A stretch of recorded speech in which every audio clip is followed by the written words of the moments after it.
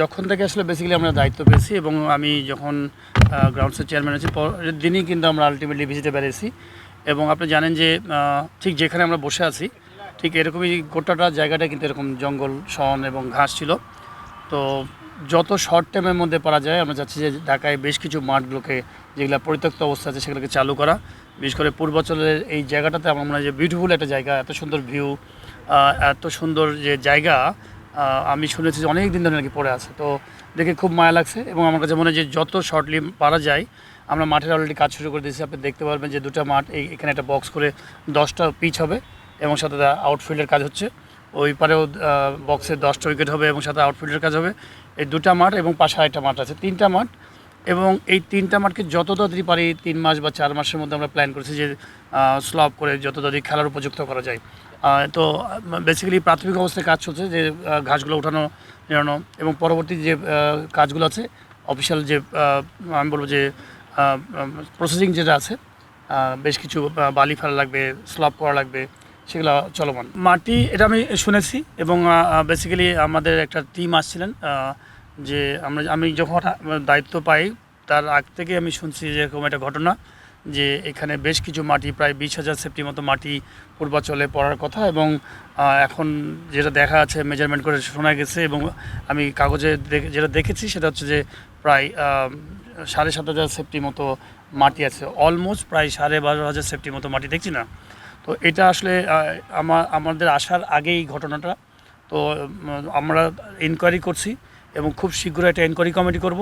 Because এই মাটিটা আমি এই জন্যই ইউজ করতে যাচ্ছি না এই মুহূর্তে, বিকজ এখন ইউজ করলে বা কোনো মাঠে যদি ইউজ করি এই মাটিটা আর থাকবে না, তো ডকুমেন্টসে থাকবে না, সেই জন্য মাটিটাকে ইউজ করতে যাচ্ছি না। এবং মাটির মধ্যে নাকি অনেক বাজে মাটি আছে, খুব একটা অনেকগুলো মাটি আছে, অনেক পরিমাণ মাটি আছে যেগুলো ইউজ করার মতো না পিছে। তো এই জন্য এই পরিমাণ মাটিতে আমি হাত দিতে যাচ্ছি না।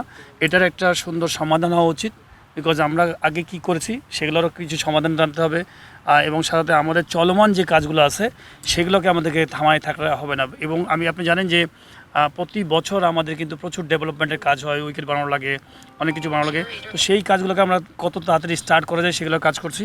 বাট মাটির সংক্রান্ত যে জটিলতা আছে সেটা আমাদের একটা তদন্ত কমিটি করব এবং আমি মনে করি যে তদন্ত কমিটির মাধ্যমে ফেয়ার জিনিসটা বেরিয়ে আসে, কারা কারা এখানে ইনভলভ, বাইরের কারা আছে ইনভলভ এবং আমাদের কারা কারা জড়িত আছেন সেটা আমার মনে হয় বের করা উচিত ভবিষ্যতের পরিকল্পনা। আমি এখনই বলতে পারবো না, বিকজ পুরো ডকুমেন্টস আমি দেখেছি যে 20,000 সেফটি এবং সেখানে একটা বিশাল বড় গ্যাপ আছে। এই গ্যাপটা তখনই তদন্ত কমিটি যখন রিপোর্টটা দিবে তখন আমি বলতে পারবো যে কতখানি কী হয়েছে।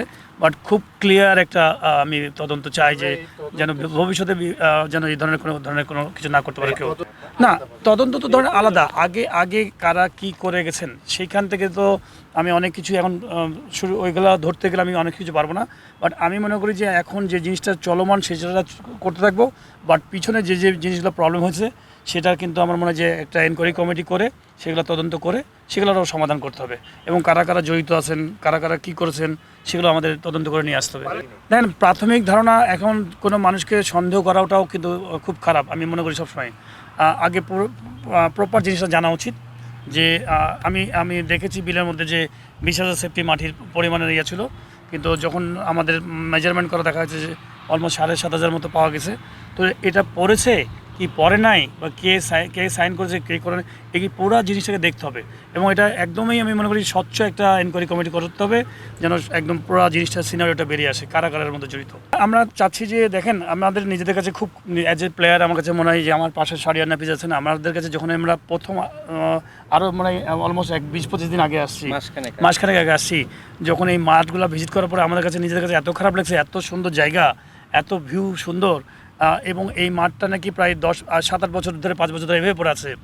তো এসেই আমরা দুজন প্ল্যান করছি আগে খেলার ব্যবস্থা করবো, আগে এই মাঠ দুটোতে এই পুরো পূর্বাঞ্চলে যে কটা মাঠের ব্যবস্থা করা যায় এখানে 2টা প্লাস আরেকটা 3টা মাঠে আমরা খেলার ব্যবস্থা শুরু করবো এবং যত শীঘ্রই পারা যায় এটা করবো। বাদবাকি যে ভবিষ্যৎ যে প্ল্যান আছে মানে আপনার গ্যালারি হবে, ফ্যাসিলিটিগুলো হবে, সেগুলো তো হবেই। বাট প্রাথমিক যে পরিকল্পনা আছে এই মাঠে আমাদের হচ্ছে যে ঢাকা শহরে প্রচুর স্বল্পতা আছে মাঠের, আপনারা জানেন আমাদের লিগগুলোতে বাইরের মাঠগুলো হায়ার করে নিয়ে খেলতে হয়, লিগগুলোকে আমরা সময় মতো দিতে পারি না অনেক মাঠগুলো। তো এইখানে যদি 3টা মাঠ যদি আমি রেডি করতে পারি, প্লাস আপনি ফতুল্লায় ইনার এবং আউটারটা আমাদের খুব শীঘ্রই আমরা চালু করার প্ল্যান আছে, অলমোস্ট 70% কাজ ডান। আগের সময় কাজ করে গেছেন। তো এই 30% কাজের জন্য হয়তো অবহেলিত ব্যবস্থা পড়া আছে। সেই 30% কাজটাকে আমরা ডান করতে চাই, করে যেন ওইখানে 2টা এখানে 3টা 5টা যদি মাঠ আমরা ঢাকা শহরে যদি দিতে পারি, এবং পড়ে থাকা জায়গা কেন আমি ইউজ করব না? শুধুমাত্র অল্প হয়তো কিছু টাকার জন্য আপনি মাঠটা চালু করতে পারছেন না। এই মাঠগুলো চালু হলে আমার মনে হয় যে ঢাকা লিগ সহ অন্যান্য অনেক খেলাও কিন্তু আপনি কিন্তু সেই মাঠের প্রবলেমটা অনেক কিছুটা হলেও সলভ হবে। টাইম ফ্রেম তো অবশ্যই আছে। আমরা কিন্তু আমাদের তো একটা ডিপার্টমেন্ট নিয়ে কাজ করি। আমরা কিন্তু আসছি এখানে অ্যাজ এ ডিরেক্টর, আমরা কিন্তু এখানে সারাক্ষণ আলটিমেটলি থাকা হয় না, বাট আইডিয়াগুলো শেয়ার করি। আমাদের যে ডিপার্টমেন্ট আছে গ্রাউন্ডস ডিপার্টমেন্ট, এখানে আমাদের বাতেন ভাই আছেন ম্যানেজার, তার সহকর্মী আছেন। আমরা গ্রাউন্ডস ডিপার্টমেন্টকে সুন্দরভাবে মিটিং করেছি, পরিকল্পনা দিয়েছি যে আমরা 3 থেকে 4 মাসের মধ্যে এই মাঠগুলোকে রেডি করতে চাই।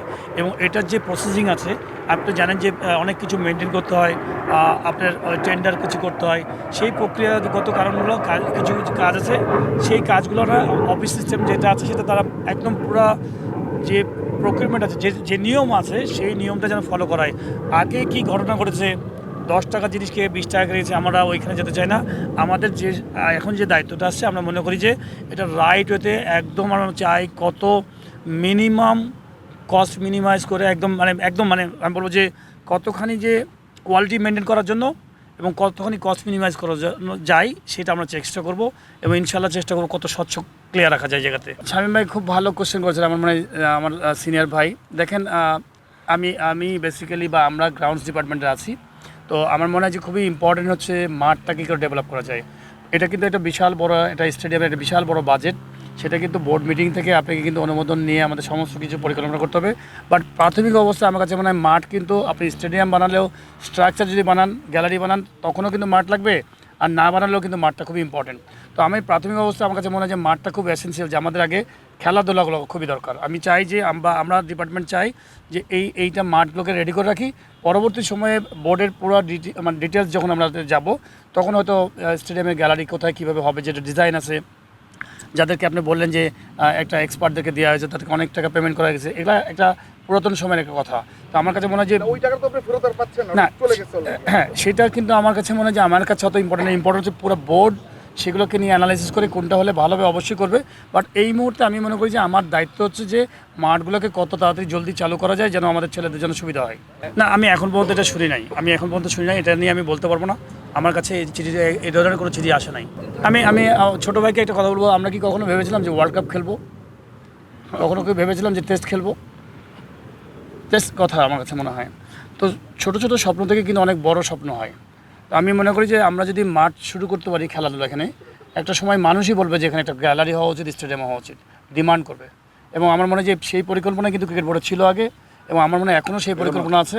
এবং ইনশাল্লাহ আমরা এটা চেষ্টা করবো যে আগে প্রথমে হচ্ছে মাঠ করতে হবে, পরবর্তীতে মাঠের সাথে ওই বাদবাকি যে ফ্যাসিলিটিস আছে, আমরা এই মুহূর্তে আমাদের প্ল্যান আছে যে এখানে এই মাঠগুলো 3টা চালু করা, সাথে প্রচুর ফ্যাসিলিটিস, মানে উইকেট আমরা যেটা আলাপ করেছি দুজন, আমার শ্রদ্ধেয় ছোটো ভাই, মানে আমি কি বলবো যে শাহরিয়ার নাফিস খুবই ভালো ক্রিকেট নিয়ে গবেষণা করেন, অনেক দিন ধরে ক্রিকেট বোর্ড আছেন।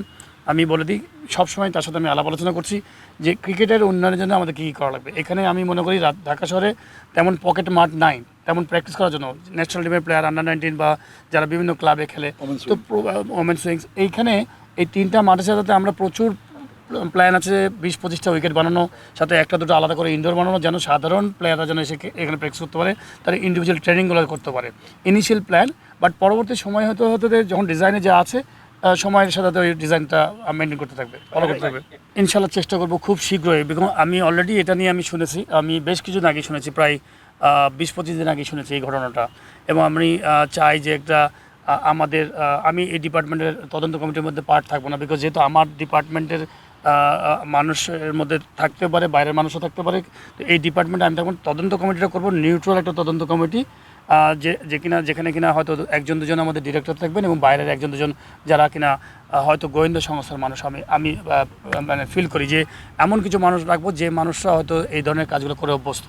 তো 3 সদস্য বিশিষ্ট একটা কমিটি করবো, আমার প্ল্যান আছে। আমি প্রেসিডেন্ট মহোদয়কে দিব এবং এটা জানাবো যে 3 সদস্য বিশিষ্ট একটা কমিটি করে এটা একটা তদন্ত করা হোক। শুধুমাত্র এটা না, আমাদের হিস্ট্রিতে অনেক কিছু জিনিস আছে যেগুলো হয়তো আমরা চেষ্টা করবো ওগুলোকে সলভ করা, এবং পরবর্তী আমাদের যে কাজগুলো চলমান সেগুলো রেগুলার ওয়ার্ক করা। এই যে দেখেন, ঢাকাতে সব টিমগুলো এসে প্র্যাকটিস করার জায়গা পাচ্ছে না। তো আমরা চেষ্টা করছি সম্ভবত মিরপুরে, সম্ভবত ইন্ডোরের আমাদের পাশে, এই কী বলে যেটা একাডেমিক গ্রাউন্ড, সেই গ্রাউন্ডটাকে কতখানি দেওয়া যায় ফ্যাসিলিটিসটা তারা যেন ইউজ করতে পারে। বিকেএসপি অনেক আছে, আবার বসুন্ধরা যিনি টিম আছে রংপুর টিম, তারা কিন্তু বসুন্ধরাতে করবে।